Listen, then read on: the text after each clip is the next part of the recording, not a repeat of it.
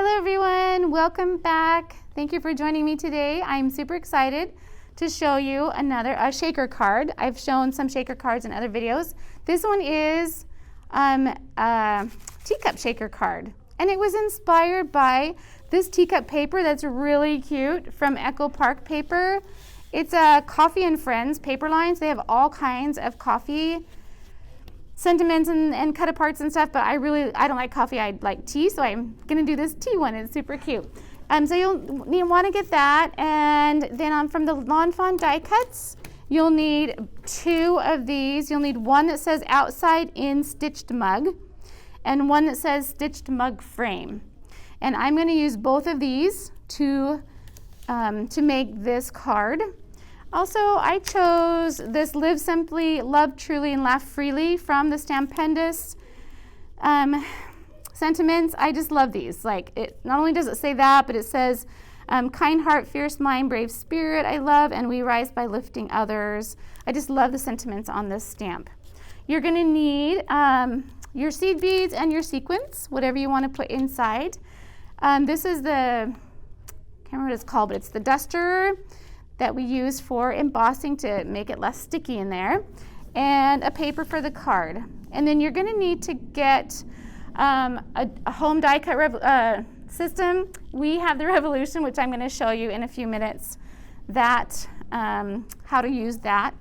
And we do sell those down at the store. So if you've got one, go ahead and use yours, but you'll need some kind of home die cut machine. Okay, so to start with, I'm going to tell you about the pieces that you need to cut out for this card. And it looks like a lot, but you're going to have so much fun putting it together, it will just fly by. It's so cute. I want to show you the difference between these 2 Lawn Fawn die cuts. The stitched mug frame, it also has these cute hearts that I've used and the spoon that I used to cut out these spoons. The difference is this has got the solid cutting line on the outside and the inside, and it's got the stitches in between those. This one, if you'll notice, has this solid line in between the stitched line, and that is actually going to cut out the one that is solid, and you're going to want the solid one to go in the back. And it was a little confusing to me at first because it has that stitching out here, but that's just like an extra something that will show up on your card. If you decide to punch it out and then use that card again, you'll have stitching around there. This one includes the tea bag, which I absolutely love, and these little hearts over here will go on top of that and give some dimension to that. It's got the little string for the tea bag. If you wanted to use this is like a little wispy heat going up. You could use the heart on. There's just so many cute things you can do with this. It's got marshmallows if you want to make it look like hot chocolate on this one. So I just want to make sure you understand the difference between those 2. You will be using both of those. So what you're going to cut out, first you're going to cut out your pieces you need. I think I already mentioned these, that you need to make this card, and your base for the card. And then you're going to punch out of the die cut machine, which I will show you how to use in just a second. 2 solids for the back. That's the outside in stitched mug. So this one here, you're going to punch out the 2 for the back, and you can see those are back behind, just to give you something behind there that it's not this. You're not just doing it on top here. So it looks like a cup, basically. And then you're going to punch out the 2 tea bag tassel, if you want those. And then you're going to punch out 2 frames.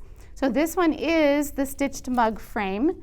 2 of those in whatever coordinating colors. This is a green cardstock that I got. And then you're going to punch out a bunch of whites out of the frame, and you're going to use this to build it up, and so that you have the dimension to fit the sequins and stuff inside of that. And then when you punch out your acetate, so the acetate comes and it has a film on it to keep it nice and clean. When I punched it through, and I tried several different types of acetate, it does not cut all the way through. However, it does give you the outline so that you can then take your scissors and go around and cut it. And you don't need the handle on there, so I just cut it so it's going to fit like this. And then when you're done with that, you're going to peel off this to use it. And I'll show you that when we assemble the card. Okay, so those are the pieces you're going to need to cut out. And let me show you how to use the die cut machine. Okay, today I'm going to show you how to use our Revolution machine, die cut machine. It comes with several pieces. This is the platform that you're going to use on the bottom. It says platform on it. And then it has a metal magnetic plate, which is really nice because that helps hold the dies in place. I'm going to put my paper there. I'm going to put my die cut on top of that, and the metal plate holds that in place. And this one is the one that goes on the die cut when you're die cutting. There's also one that goes if you're using the embossing folder. So you're just going to sandwich all those together, slide it into here, and go ahead and turn it all the way through. And then take it out and go ahead and punch out your little die cuts. Sometimes I just give it a tap, it starts to come out, or give it a little pokey thing and get it out with that, but I'm going to get that out. There you go. Okay, so there is the piece I cut, and that's how you use the die cut machine. Okay, now we're going to start assembling the card. Take the piece of paper that is 8.5 by 7.5, and I just used an 8.5 by 11 paper, cut it down. And on the 7.5 inch side, so you can use a scoreboard for this. I like to use this tool because it's a cutter and a scoreboard. You're going to slide it over to 3 3/4, and then just score with your tool down the middle there. And you have this nice little score line that you can then fold in half. It helps crease the paper. And there's your slimline card. Okay. Then go ahead and take your peach paper, which is cut 3 5/8 by 8 3/8. And I cut it a little bit smaller because I like to leave a little tiny bit of white to make it look like a frame. And I'm going to use my Tombow glue because it's really quick. Put some glue around that and glue that on. I like to line it up on one side and then go over. Just hold it for a minute or a few seconds. You don't have to hold it a whole minute. Okay, and then take your teacup paper. Now when you cut your teacup paper, make sure you don't cut it so the teacups are going this way unless you want them to go that way. I wanted my card to be tall like this. So I cut this teacup paper and I wanted some more peach showing behind. The teacup paper is 3 1/4 inches by 8 inches. And as you can see on the back, or maybe you didn't notice, I used the back of it as one of my teacup backgrounds for behind the teacups. I'll show you that in a minute. Whoops, I don't want to put it upside down. Just kind of center that. Perfect, close enough. And then press that one down and set that aside to dry. When you assemble, so you're going to need 2 stacks of these white pieces that are layered. And when you layer those, I find that it's easy just to go with your glue, barely squeezing the glue around the outside of this. So you just need a thin line all around. So I'm just barely pushing it all around that outside edge. And then you'll take it, just match it up with the one in front of it. And again, you can also start that and then pick it up and shift it if you need to. So this will take a little bit of time, but you know, it's fun. You can do it while watching TV or the news or whatever.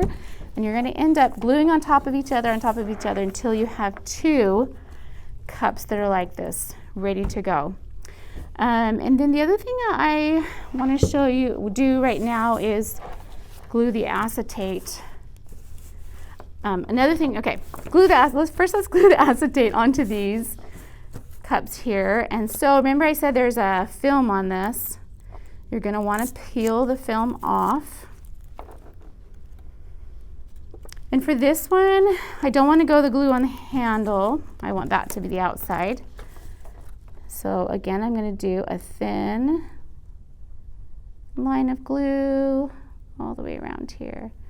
The reason I like to do this one now is so that the acetate has time to glue. Sometimes it takes a little bit longer for the acetate to glue, get the glue to dry on the acetate. So go around there And you're gonna have this is holding in the shaker, so you definitely wanna put it here too. It's outlining your little shaker. Then take your acetate. And you don't want to smear it around too much, but just try to lay it. Oh, you know what? Look, I didn't need it on the handle. Silly me. Okay, just put it on there. And this one you do need to hold for a little bit till it starts to. And you know, if you like working with the 1/8 inch tape, the double sticky tape, you could use that too. Okay, so you're gonna set that aside to dry. So do both of those. Pretend I already did both of those. So we're gonna come back. I'm gonna let that dry and then come back. So I've got my spoon glued in here. We're about to stick the sequins in. Before we put the sequins in, you're gonna wanna get your powder tool. This one is by EK Tools. And you're gonna wanna just dust all inside here. And the reason is because there's, you know, sometimes you get a little bit of glue that's hanging out there on the sides. And if you don't dust it, then you're gonna have your little sequins and seed beads stuck to the side there. So something like that, just dust it a little bit like that. And then I chose little orange ones because I wanted it to look like, you know, maybe some nice orange spiced tea. And put a little bit of seed beads in there. You can really put as little or as much as you want to, however full you like it. You know, less full, you're gonna have more room to shake, but I like to do it about that full. Okay, so then we take the top that's been over here drying and it's got my acetate on it, and we're gonna wanna glue it on there.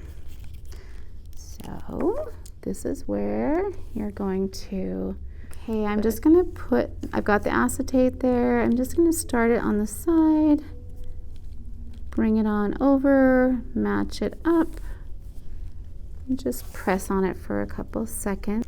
And again, you know, on the bottom one, I put the spoon on the back for something different, and you could do that easily too. So while that's drying, I went ahead and glued the little heart that I punched out onto the tea bag. When you glue this on, you're just gonna stick it through this little hole. Isn't that cute? Come here. Stick it through the little hole, and you can use tape or glue. Glue it back here. Put a little glue right there. I just love the detail that Lawn Fawn goes to. And then I'm going to have it be coming out of this side. You could really put it anywhere, but that, you just want to make sure it's snug back there. Since it's hanging right there, I'm going to go ahead and put a little bit of glue under that and press that down where you want it up there. And that is one bag. See how cute that shakes around? One teacup, not one bag. That's a teacup and a tea bag on your teacup. So go ahead and repeat that process for the bottom one, and then a little sentiment, put it on there. Now with my sentiment, I did use pop-ups, which are these 3D foam tape things. And I used some of those to make it pop up. Just because this was really dimensional, I wanted this to be dimensional too. So there you go. Have fun making your teacup cards. Have a beautiful day. Thank you for joining me.